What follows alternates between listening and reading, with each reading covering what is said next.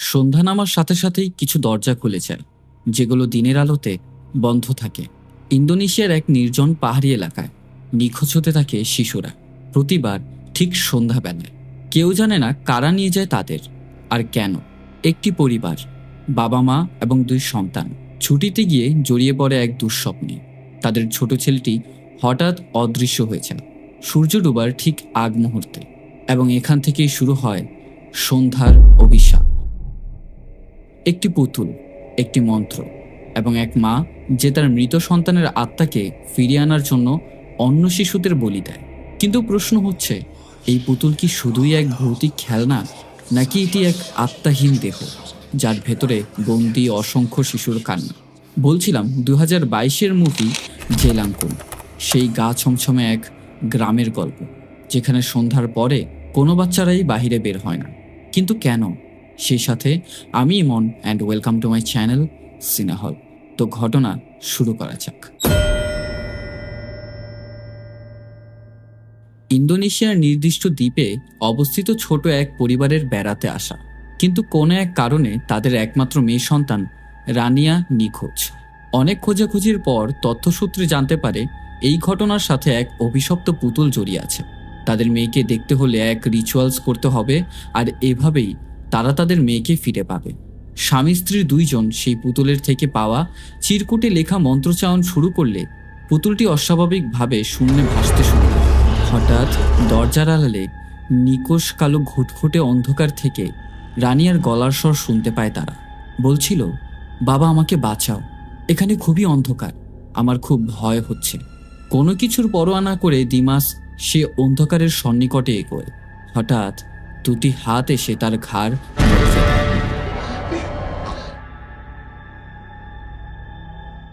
এর 1 বছর পর সেই দ্বীপে বেড়াতে আসে এক পরিবার সদস্য, অ্যাড্রিয়ান ও তার স্ত্রী সান্দ্রা, আর তাদের 2 সন্তান নিকি ও কিনান। সান্দ্রা অন্তঃসত্ত্বা, ঘন ঘন মুড সুইং আর পরিবারের একের পর এক অশান্তির জন্য শহরের কোলাহল ছেড়ে একদিনের জন্য সময় বের করে এই দ্বীপে কিছুটা তাজা হাওয়া নিতেই এখানে আসা। বড় মেয়ে নিকি এখানে আসতে চাইছিল না, তাকে তার ইচ্ছার বিরুদ্ধে জোরপূর্বকভাবে এখানে নিয়ে আসা হয়েছে। বাবা মায়ের উপর তার প্রচণ্ড রাগ। তার ইচ্ছা লন্ডনের এক কলেজে পড়াশোনা করা, কিন্তু বর্তমানে অ্যাড্রিয়ানের আর্থিক অবস্থা বেশি একটা ভালো না। এই বুঝে সান্দ্রা তার মেয়েকে বোঝায় যে সে যেন তার বাবার উপর চাপ সৃষ্টি না করে। তবে কে শুনে কার কথা? আসার সময় মায়ের সাথে প্রচণ্ড বাজে ব্যবহার। বিষয়টা সান্দ্রা অ্যাড্রিয়ানের কাছে জানায়। ছোট ছেলে কিনান এসে বলছে, বাবা সামনে একটা সুন্দর জায়গা আছে, ওখানে চলো না, অনেক সুন্দর ফটো তুলতে পারবো। যেই কথা সেই কাজ, গাড়ি ঠিক করে রওনা হলো গন্তব্যে। পথের মাঝে এক গেট। বিরক্তের শেষ নেই, এই রোডে এমন গেট কে নির্মাণ করেছে? কোনো মতে সেই লোকেশনে গিয়ে পৌঁছায় তারা।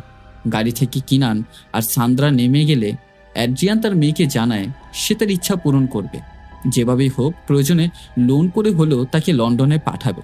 সে সাথে নিকির রাগটাও কিছুটা কমে। কিন্তু এই জায়গায় দাঁড়িয়ে আমি একটা কথা আপনাদের বলতে চাই। সন্তান হিসেবে আমরা অনেক সময় ভুলে যাই আমাদের বাবা মা আমাদের জন্য কতটা ত্যাগ করে।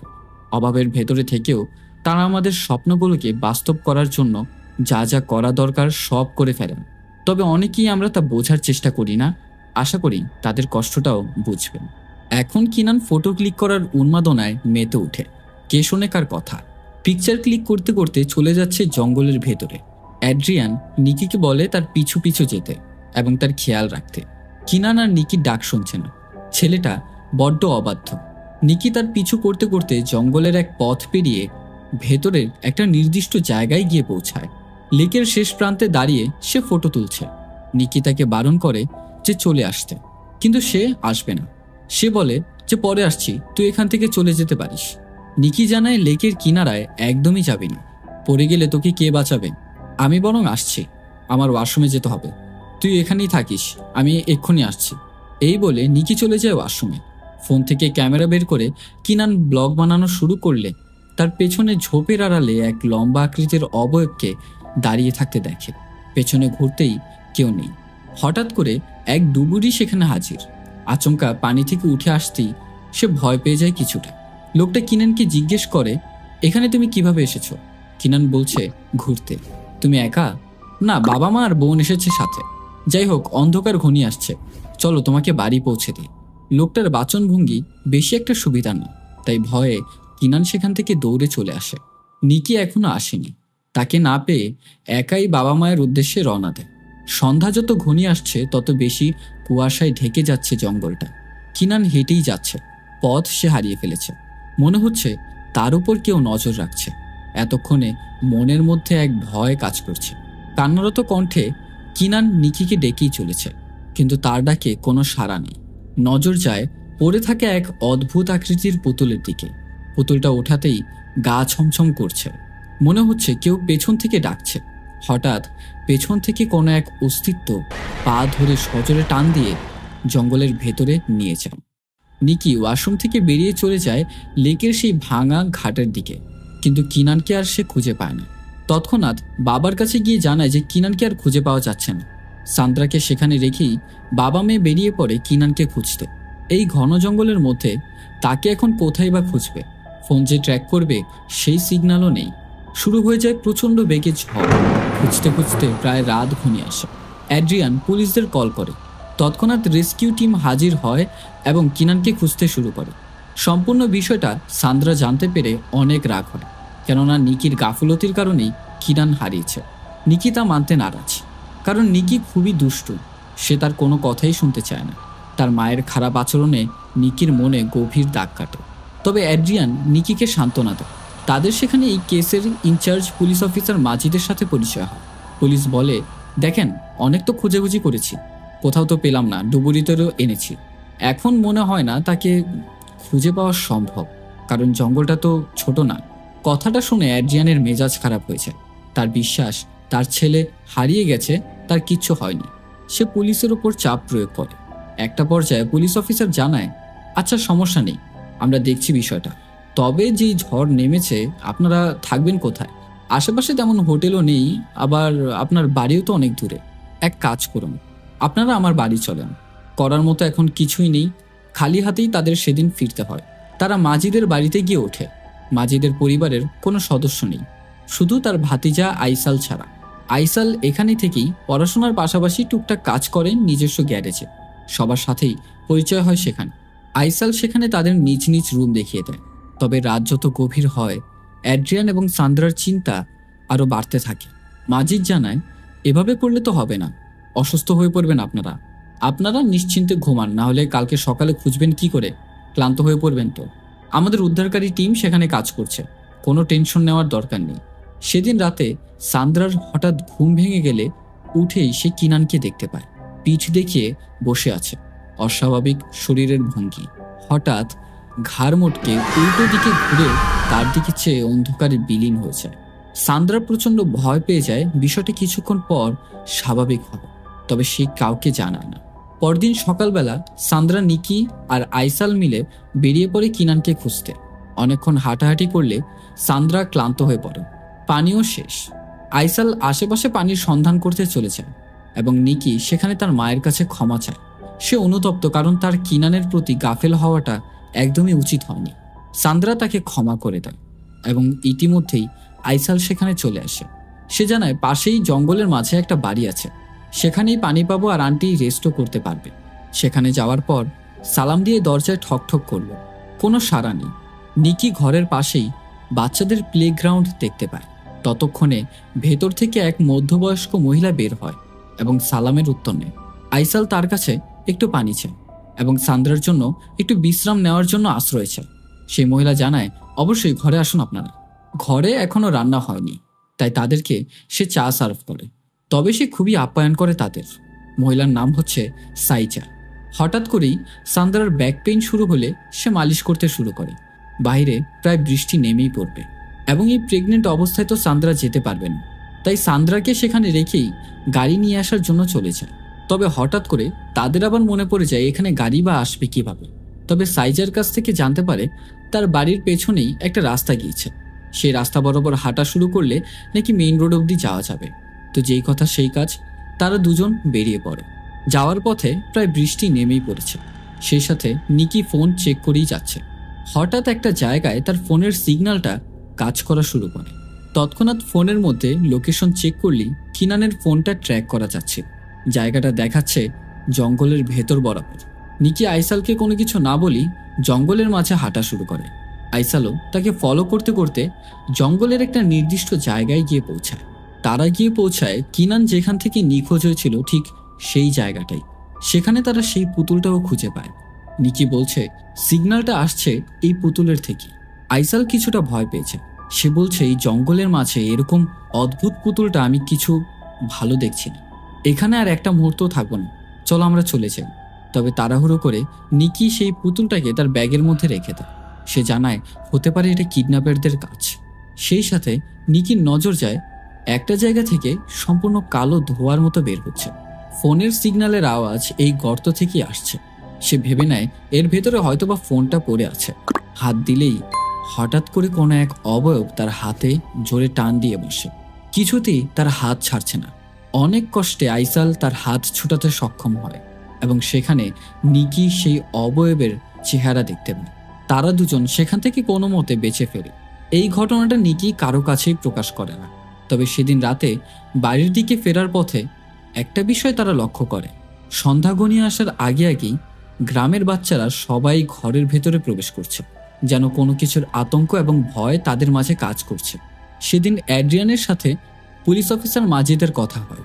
সে জানায় রেস্কিউ টিম অক্লান্ত পরিশ্রম করেই যাচ্ছে, তবে কিনানকে কোনোভাবেই খুঁজে পাওয়া যাচ্ছে না। ইন্টারেস্টিং ঘটনা হচ্ছে, যদিই বা কিনান কিডন্যাপ হতো তাহলে অবশ্যই কিডন্যাপাররা আপনাদের কাছ থেকে কিছু একটা দাবি করত, অথবা যে কোনো না যে কোনো একটা ক্লু অথবা ট্রেস রেখে যেত। তবে এই ক্ষেত্রে দেখা যায় কোনো প্রমাণ নেই। যেমনটা মনে হচ্ছে কিনান যেমন অদৃশ্য হয়ে গেছে। তবে মাজিদ এখানে একটি ইন্টারেস্টিং ফ্যাক্ট তুলে ধরে। বিগত কয়েক বছরে অনেক বাচ্চাই নিখোঁজ হয়েছে। তবে এই বাচ্চা নিখোঁজের ঘটনার পেছনে দুইটা প্যাটার্ন আমি ঠিকমতো নোটিস করেছি। প্রথমত, বাচ্চাগুলো নিখোঁজ হলে তাদের কোনো ট্রেস পাওয়া যায় না, কোনো সূত্র বা কোনো প্রমাণ পাওয়া যায় না। দ্বিতীয়ত, প্রথম বাচ্চা নিখোঁজ হলে এর আগে যে বাচ্চা নিখোঁজ হয়েছে সেই বাচ্চার মরদেহ কিছুদিন পরেই পাওয়া যায়। এখন মাজিদের সব কথা একসাথে একত্র করলে এটা বোঝা যায় এর পরবর্তীতে যদি কোনো বাচ্চা নিখোঁজ হয় তাহলে কিনানকে খুঁজে পাওয়া যেতে পারে, হয় জীবিত না হয় মৃত।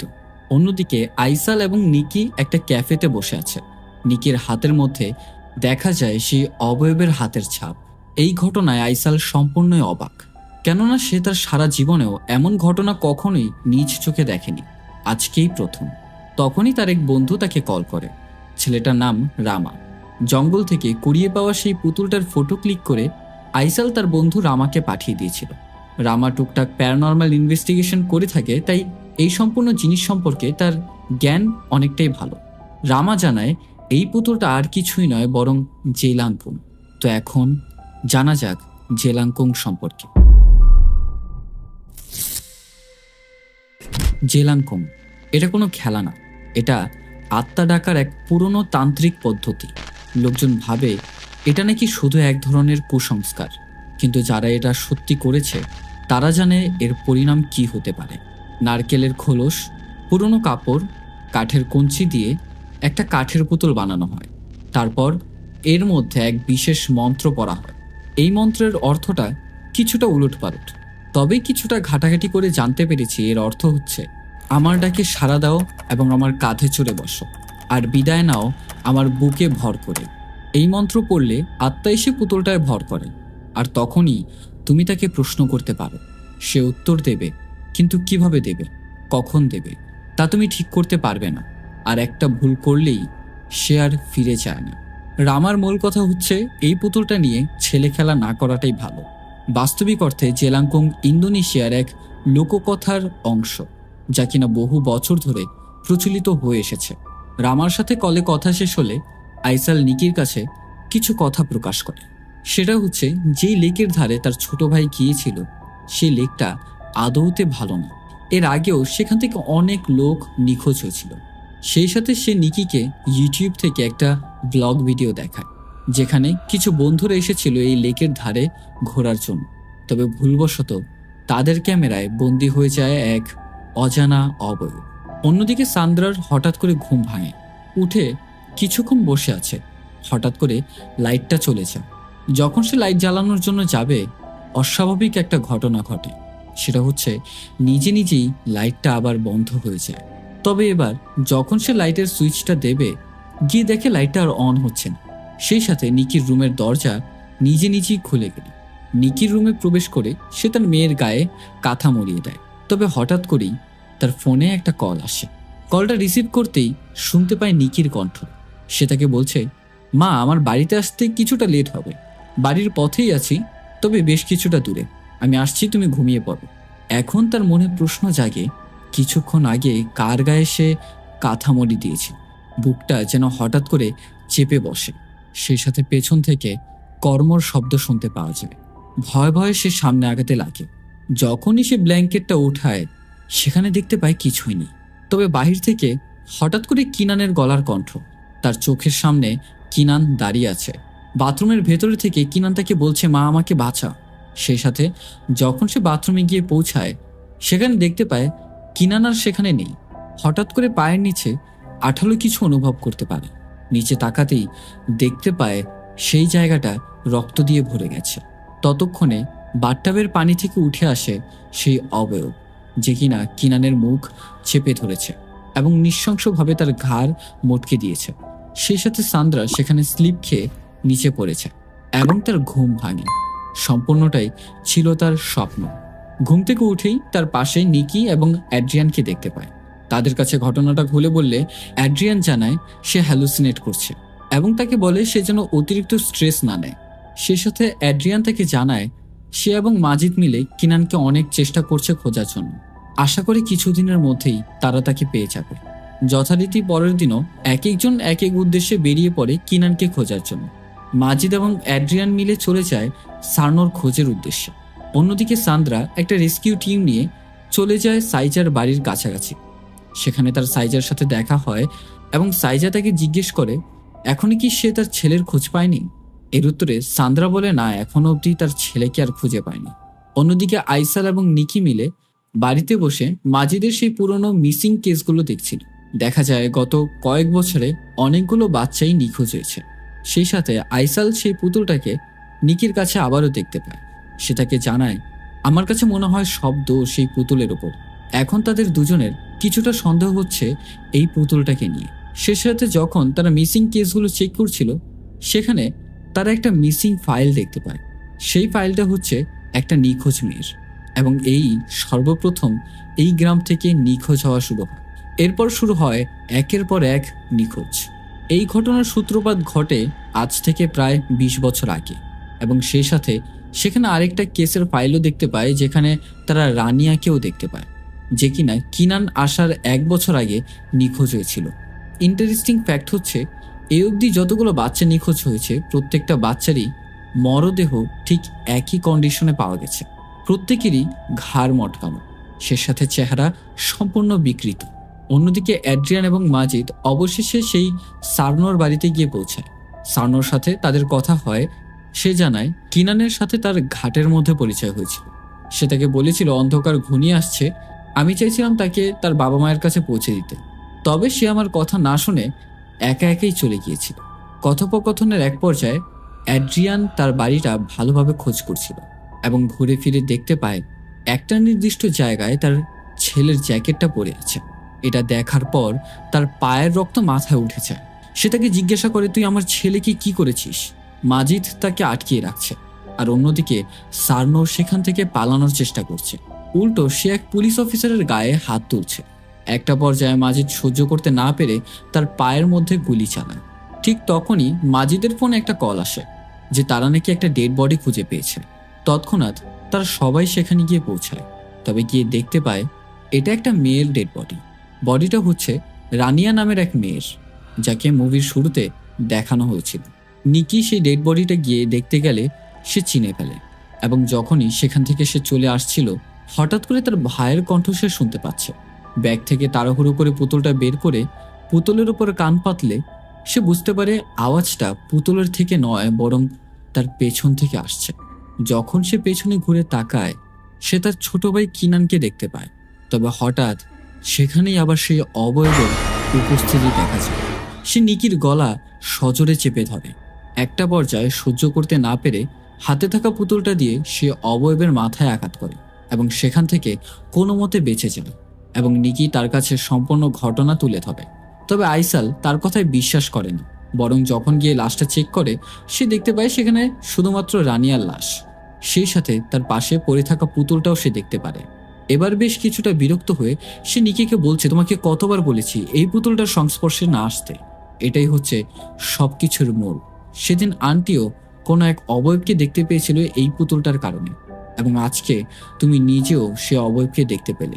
অন্যদিকে সান্দ্রা আবারও সাইজার বাড়িতে চলে যায়, তবে এবার তার হাত ভর্তি কিছু খাবার। সে সাইজাকে জানায় কোনো মতে যদি তার ছেলে তাদের সন্ধানে এখানে এসে পৌঁছায় তাকে অবশ্যই এই খাবারগুলো দেবে, কেননা সে অনেকদিন যাবৎ ক্ষুধার্ত থাকতে পারে। খাবারগুলো দিয়ে সে সেখান থেকে চলেই যাচ্ছিল, তবে হঠাৎ করে তার পেটে অস্বাভাবিক যন্ত্রণা শুরু হয়, যার ফলে সাইজা তাকে বলে তার ঘরে সে যেন রেস্ট নেয়। অন্যদিকে নিকি এবং আইসাল পুলিশ স্টেশনের মধ্যে নিখোঁজ হওয়া বাচ্চাদের থেকে যেই জিনিসপত্রগুলো পেয়েছিল সেগুলো একটা একটা করে চেক করছে। সেখান থেকেই সে একটা পুতুল পায়, সে সাথে খুঁজে পায় পুতুলের ভাঙা অর্ধেক খোলস।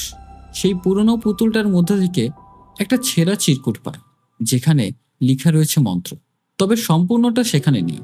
সাথে সাথে যখন সে তাদের কাছে থাকা সেই পুতুলটার পেছনে চেক করে, সে পুরো চিরকুটটাই খুঁজে পায়, যেখানে সম্পূর্ণ মন্ত্রটা লেখা আছে। ততক্ষণে এক বাইক চোরের আসামিকে নিয়ে পুলিশ অফিসার হাজির হয়। সে তাদেরকে জানায়, ওকে এখানে লকআপ পরিয়ে গেলাম, তোমরা ওর প্রতি খেয়াল রেখো আর সাবধান, ও যেন এখান থেকে না পালাতে পারে। পুলিশ অফিসার সেখান থেকে চলে গেলে নিকি এবার কাগজটা থেকে মন্ত্রচায়ন শুরু করে। এক পর্যায়ে সে পুতুলটা হঠাৎ করে নিজে নিজেই দাঁড়িয়েছিল এবং জোরে জোরে কাঁপতে থাকে। সেই সাথে সেই চোরটার পেছনে একটা অন্য জগতের রহস্যময় পর্দা খুলে যায়। সেই সাথে হঠাৎ করে একটা মুহূর্তের জন্য যখনই নজর সেখান থেকে সরে, বাইক চোরটা নিখোঁজ, তাকে হয়তোবা ওপারের জগতের মধ্যে কেউ নিয়ে গেছে। তবে নিকি একটা পর্যায়ে সেখান থেকে কিনানের শব্দ শুনতে পাচ্ছে, তাই ৭-৫ না ভেবে সেও সেই দরজার ভেতরে প্রবেশ করে। তবে আইসাল যখন প্রবেশ করতে চায়, ঠিক সেই মুহূর্তে দেখা যায় সেই গেটটা বন্ধ হয়ে গেছে। অন্যদিকে অ্যাড্রিয়ান, মাজিদ এবং ২-১ পুলিশ অফিসার নিয়ে সার্নোকে জিজ্ঞাসা করছে যে সে কিনানকে কোথায় লুকিয়ে রেখেছে। তবে সার্নো কান্নাকাটি করে আকুতি মিনতি করে জানায় সে কিনানকে নিখোঁজ করেনি।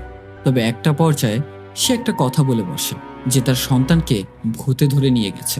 কথাটা অ্যাড্রিয়ানের কাছে একেবারেই অযৌক্তিক, তাই তখন আউট অফ কন্ট্রোল হয়ে মেজাজ হারিয়ে পুলিশের থেকে গানটা নিয়ে তার মুখে গিয়ে গান পয়েন্ট করে এবং তাকে সম্পূর্ণ সত্যি কথাটা বলতে বলে। তবে এরপরেও সার্নো সেই একই কথা বলছে যে তার ছেলেকে ভূতে নিয়ে গেছে। ঠিক সেই সাথে দেখা যায় নিকি এবং সেই বাইক চোরটা অন্য এক জগতের মধ্যে। জায়গাটা দেখতে সম্পূর্ণই পৃথিবীর মতো, তবে চারিপাশটা যেমন অস্বাভাবিক কুয়াশায় আচ্ছন্ন। বাইক চোরটা নিকিকে বলছে এখান থেকে বের হওয়ার কোনো না কোনো একটা পথ খুঁজতে, তবে নিকি তা করতে এখন রাজি না, কারণ সে তার ভাইকে খোঁজার জন্য পাগল হয়ে গেছে। অন্যদিকে সান্দ্রা সাইজার সাথে একসাথে খেতে বসে। সান্দ্রা সাইজার কাছে একটা প্রশ্ন করে, আচ্ছা বেশ কয়েকদিন যাবত তো আপনার সাথে পরিচয় হলো, এখন অবধি আপনার সম্পর্কে জানাই হলো না, আপনার কি কোনো সন্তান নেই? এর উত্তরে সাইজা জানায় তার ১৬ বছরের একটা মেয়ে রয়েছে। তবে খাওয়ার একটা পর্যায়ে সে উঠে গিয়ে বলে, দাঁড়াও আমার মেয়েকে আমি একটু চেক করে আসি। কিছুক্ষণ পর আবার সেখান থেকে ফিরে এসে সে বলছে না, আমার মেয়ের ক্ষুধা লাগেনি, সে খাবে না। তবে সেই সাথে সান্দ্রা তাকে প্রশ্ন করে, তোমার মেয়েকে কি তুমি স্কুলে পাঠানো? এর উত্তরে সাইজা বেশ কিছুটা রেগে গিয়ে বলে, না, আমার মেয়েকে আর কোনোদিনই স্কুলে পাঠাবো না, ওখানকার বাচ্চারা ভালো না, আমার মেয়েকে শুধু বুলি করে, যার কারণে আমি আমার মেয়েকে আজ অব্দি ঘর থেকে বের হতে দেইনি, এমনকি তাকে তার রুম থেকেও আমি বেরোতে দেই না। তবে হঠাৎ একটা পর্যায়ে সাইজার মেয়ের রুম থেকে কিনারের শব্দ শুনতে পায়। সন্দেহর বশে সে সেখান থেকে একটা চাকু উঠিয়ে সেই রুমের ভেতরে আস্তে আস্তে এগিয়ে যেতে লাগে। তবে যখন সে তার রুমের মধ্যে গিয়ে পৌঁছায়, সান্দ্রা এমন এক দৃশ্য দেখে যা দেখার জন্য সে মোটেও প্রস্তুত ছিল না। অন্যদিকে নিকি এবং সেই চোরটা মিলে সাইজার ঘরের সামনে এসে পৌঁছায়। তার নজর যায় আবারও সেই প্লে গ্রাউন্ডের দিকে, যেখানে সে পড়ে থাকতে দেখে অসংখ্য বাচ্চাদের মৃত লাশ। তারই মাঝে সে খুঁজে পায় তার ভাই কিনানকে। তবে একটা বিষয় দেখে সে চমকে ওঠে, তার ভাই তাকে দেখতে পারছে না, কিনান সম্পূর্ণরূপে অন্ধ হয়ে গেছে। তবে সেই বাইক চোরটা নিকিকে বলছে সে যেন তার ভাইকে নিয়ে এখান থেকে তাড়াতাড়ি করে পালায়। যখনই নিকি তার ভাইকে নিয়ে সেখান থেকে চলে আসতেই লাগছিল, ঠিক সেই মুহূর্তেই পেছন থেকে সেই অবয়বটা এসে লোকটার ঘাড় মটকে দেয় এবং সেই সাথে নিকি এবং কিনান ভয়ে সাইজার বাড়িতে গিয়ে লুকিয়ে পড়ে। কিন্তু তবুও সেই অবয়ব তাদের পিছু ছাড়ছিল না। মনে হচ্ছিল কিছুক্ষণ পর গেট ভেঙেই ভেতরে চলে আসবে সেই অবয়বটা। তাই কোনো কিছু না ভেবেই সে সেই পুতুলটা বের করে আবারও চিরকুট থেকে মন্ত্রোচ্চারণ করতে শুরু করে এবং একটা পর্যায়ে সেই গেট আবারও খুলে যায়। সেই সাথে তারা আসল পৃথিবীতে ফিরে আসে। তারা দুজন সান্দ্রার চোখের সামনে। সান্দ্রা তার ছেলেকে দেখতে পেয়ে খুশিতে আবেগ আপ্লুত হয়ে পড়ে। তবে সমস্যা একটা, কিনান চোখে দেখতে পাচ্ছে না। ঠিক কিছুক্ষণের মধ্যেই কিনানের চোখ দুটো সম্পূর্ণরূপে ঠিক হয়ে যায়। তবে এই খুশিটা বেশিক্ষণ আর রইল না। হঠাৎ করে সেই অবয়ব আসল পৃথিবীতে ফিরে আসে এবং সে কিনানকে টান দিয়ে তার নিজস্ব পৃথিবীতে নিয়ে যেতে যাচ্ছে। তবে একটা পর্যায়ে চালাকি করে নিকি সেই পুতুলটা দিয়ে সে অবয়বের মাথায় আঘাত করে, যার ফলে সে আঘাতে জর্জরিত হয়ে সেখান থেকে চলে যেতে বাধ্য হয়। তবে এই বিষয়টা সাইজার কাছে মোটেও ভালো লাগেনি। সে তাদের ওপর ক্ষিপ্ত হয়ে ওঠে। শুরু হয় তাদের তিনজনের বাঁচা মরার লড়াই। ছুরি দিয়ে সে একাই তিনজনকে আঘাত করে বসে। তারা তিনজন সাইজার কোনো কিছুই করতে পারেনি। যখনই সাইজা সান্দ্রার ওপর বাজেভাবে আক্রমণ করতেই যাবে, ঠিক সেই মুহূর্তেই পেছন থেকে আইসাল এসে তাকে আঘাত করে এবং এমার্জেন্সি কিনানকে কোলে করে নিয়ে গাড়িতে ওঠায়, কেননা সে ছুরিকাঘাত হয়েছে। সাথে তারা সবাই গাড়িতে ওঠে। তবে ভাগ্যের কি পরিণাম, সাইজাও তাদের সাথে সেই গাড়ির মধ্যে কোনো মতে বসে পড়ে। একদিকে আইসাল গাড়ি ড্রাইভ করছে এবং আরেক দিকে তারা তিনজন নিজেদের প্রাণ বাঁচাচ্ছে। গাড়ির মধ্যেই শুরু হয় ধস্তাধস্তি।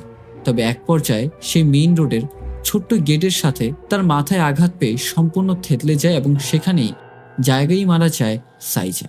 ঘটনা চলে যায় পরের দিন সকালবেলা। কিনানকে তারা পেয়ে গেছে। এখন তারা সবাই প্রশান্তির মধ্যে আছে। সে সাথে তারা তাদের বাড়ির দিকে রওনা দেবে। তবে দেখা যায় নিকির সাথে আইসালের বন্ধুত্বটা বেশ গভীর পর্যায়ে। সেই সাথে আইসাল তাকে সেখান থেকে বিদায় দেয়। গাড়ি নিয়ে সেখান থেকে যাওয়ার পথে হঠাৎ একজনকে দেখানো হয়। লোকটা আর কেউই নয় বরং সার্নো। তার হাতে একটা জেলাঙ্কুং ডল। সেই সাথে চিরকুট বের করে সেখান থেকে সে মন্ত্রোচ্চারণ করতে শুরু করে এবং এখানেই শেষ হয় জেলাঙ্কুং মুভিটি। তবে এখন এই মুভির আসল টুইস্ট নিয়ে কথা বলবো। সেটা হচ্ছে সাইজার মেয়ে কিভাবেই বা প্রেতাত্মা হলো। ঘটনা হচ্ছে সাইজার 16 বছরের মেয়ে ইঙ্গি। জন্ম থেকেই তার একটা অস্বাভাবিক রোগ ছিল। সে অন্যান্য বাচ্চাদের তুলনায় প্রচণ্ড লম্বা ছিল, যার ফলে স্কুলের মধ্যে প্রতিনিয়তই অবহেলার শিকার হতে হতো। বাচ্চারা তাকে ইট পাটকেল ছুঁড়ে মারত। কেউই তাকে দেখতে পারত না। সে নিজে থেকে অনেক চেষ্টা করেছিল কিছু বন্ধু বান্ধব বানানোর, তবে কেউই তাকে পাত্তা দেয়নি। একদিন সে একটা ভুল ডিসিশন নিয়ে নেয়। সেটা হচ্ছে লেকের ধারে পেটের মধ্যে বড় এক পাথর বেঁধে পানিতে ডুবে সে সুইসাইড করে। সাইজা তার মেয়েকে কোনোভাবেই হারাতে চায়নি। সে নানা জায়গায় অনেক শামানের কাছে দেখা করেছিল, তবে শেষমেশ একজন শামানের কাছে গিয়ে সে পৌঁছায়। সেই লোকটা জানায় তার মৃত মেয়েকে সে ফিরিয়ে এনে দিতে পারবে, যা কিনা মূলত জেলাঙ্কুং পুতুলের মাধ্যমে। তো যে কথা সেই কাজ, সাইজাও সেই একই রিচুয়ালটা করে, যার ফলে তার মেয়ের দেহের মধ্যে অন্য এক অবয়ব চলে আসে এবং এই কালো জাদুটা করতে সাহায্য করেছে সার্নো। প্রথম কয়েকদিন ভালো কাটার পর থেকে হঠাৎ একদিন সে অবয়বের মন ঘুরেছে। সে সাইজার কাছে শুধু বাচ্চা চাইতে থাকে। সে বাচ্চাদের সাথে খেলতে চায়। ঠিক সেই কারণে সাইজা আবারও সার্নোর কাছে গিয়ে জিজ্ঞেস করে, কেননা দিন বা দিন তার চাহিদা বেড়েই যাচ্ছে। সে শুধু বাচ্চাদেরই চায়। সার্নো সাইজাকে একটা পথ তৈরি করে দেয়, কিছু জাদু শিখিয়ে দেয়, যেটার মাধ্যমে সে প্রতিনিয়তই সন্ধ্যার পর বাচ্চাদেরকে কালো জাদুর মাধ্যমে নিখোঁজ করে ফেলত। সে বাচ্চাগুলোকে পাঠিয়ে দিত অন্য এক জগতে, যেই জগতে মানুষের বসবাস নয় বরং প্রেতাত্মাদের বসবাস। এবং সেখানে বসেই তার মেয়ে ইঙ্গির আত্মা সে বাচ্চাদের সাথে খেলাধুলা করত, যেই অবধি সে বাচ্চাগুলো মারা না যেত। এবং সেই বাচ্চাগুলোর খোঁজ করতেই যে আসতো তাদেরকেই ইঙ্গি প্রাণে মেরে ফেলত। তো এই ছিল 2022-এ রিলিজপ্রাপ্ত মুভি জেলাঙ্কুং এর ঘটনা। তো ঘটনাটি কেমন লেগেছে তা অবশ্যই কমেন্ট সেকশনে জানাতে কিন্তু ভুলবেন না। তাছাড়া চ্যানেলে নতুন হয়ে থাকলে সাবস্ক্রাইব করে পাশে থাকা বেল আইকনে অল সেট করে দেবেন। তো দেখা হচ্ছে নেক্সট কোনো এক ভিডিওতে। Till then, good bye.